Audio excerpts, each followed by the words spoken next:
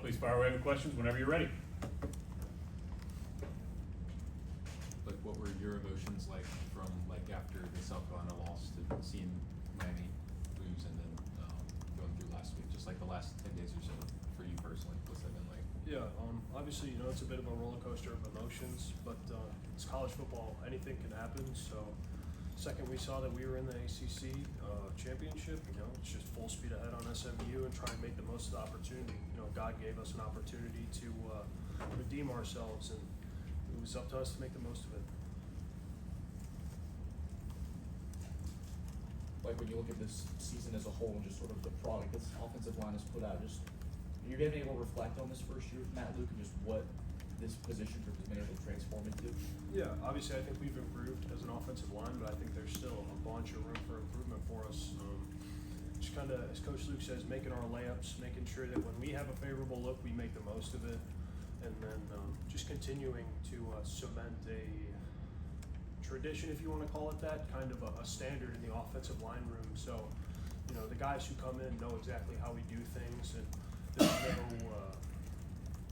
there's no, I'm trying to think of the right word, there's no kind of question as to how we do things. Everything is understood. Like, if anyone comes in, they just understand this is how things are done in terms of how we play and the respect we have for the game, the physicality we play with, what we believe in as a line. Blake, there are thousands upon thousands of people who played college football, but very few of them have a story like you will of those last 16 seconds at the ACC title game. In the past week or so, if you reflect on it, I mean, does it seem remarkable what you guys were able to accomplish when many people were thinking, okay, we're headed? Yeah, I think, people doubted us, obviously, but I never for 1 second doubted us as a team. I believe in us so much, and, I believe we could win it the whole entire game. When we were winning by a lot, when they started to score some points, when we needed to make that field goal, there wasn't a doubt in my mind that whole game. So I have so much belief in us as a team.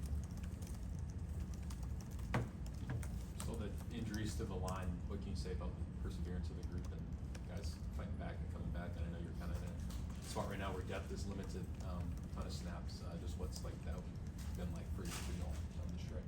Yeah, next man up mentality. Whenever there is an injury, I think Coach Luke does a great job. Guys are ready. We have competitive depth, as he likes to call it. I think that guys also take pride in getting ready, even if it might not look like going into the week they're going to be the guy running out there first. They still take pride in their preparation and make sure that if they're called upon, they can go out there and make the most of their opportunity and play winning football for us. So, next man up mentality, anything can happen. And I think the preparation that everyone has and the pride they take really shows when a guy is called on. If you make of Texas's edge players, I guess, and also just the defensive line in general from what you've seen? Yeah, I think they're a really good group. They play really good football as a whole. They play together. They're not mental busting, anything like that. They move well on the edge. They play with good hands. They have good moves. And I think too, come third down, they get into packages to try and rush the passer in the most efficient way possible. And I think IDing things in those third down scenarios, making sure we're all on the same page, will set us up for success. And then it just comes down to us going out there and playing with good technique to be able to give Cade a good pocket to pass in, time to throw the ball. What have you seen from Mason Wade? He's listed as your backup on the depth chart. I guess how have you seen him evolve from spring from off season to now? Yeah, I think he's becoming more confident in himself. I always try and talk to him and say, he has a knack for it, similar to what I talked about with Elijah. Like, they both have a knack for it. And I just got to tell him sometimes, like, he's just got to believe in himself. Because as a freshman, it's very easy to go in there and kind of your head's spinning, you're thinking about all this stuff, and you're trying to be perfect. And kind of you get that paralysis by analysis, if you want to call it that. Whereas, when you go out there and you're confident in yourself that you understand the scheme, you're able to play with good technique, you know what to do and you know how to do it. I think when you go out there and you play free, that's when you play your best football. Any questions for Blake virtually? Anybody else in the room?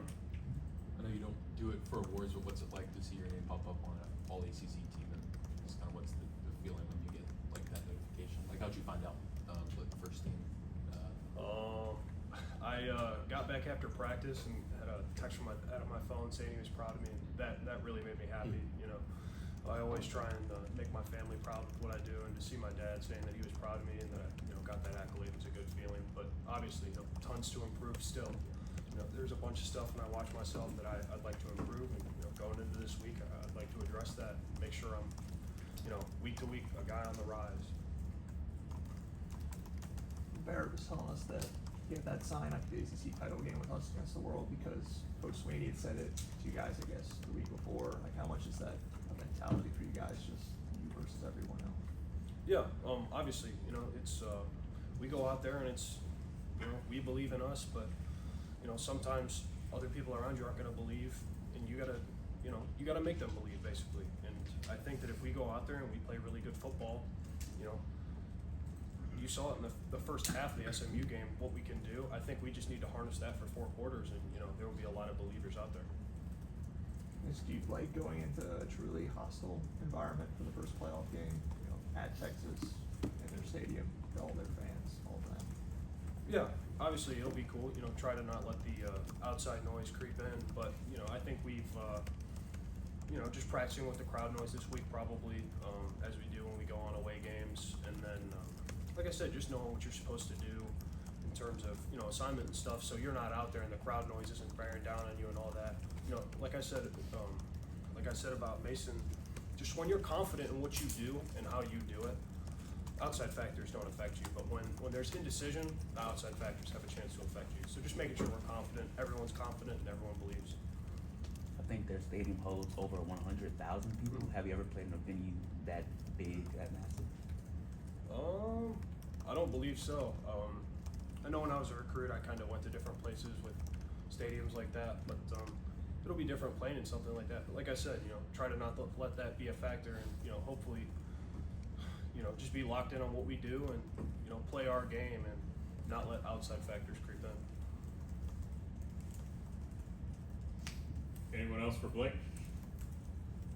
All right, Blake. Thank you. Thanks, Blake. Appreciate Thank you, your time. guys.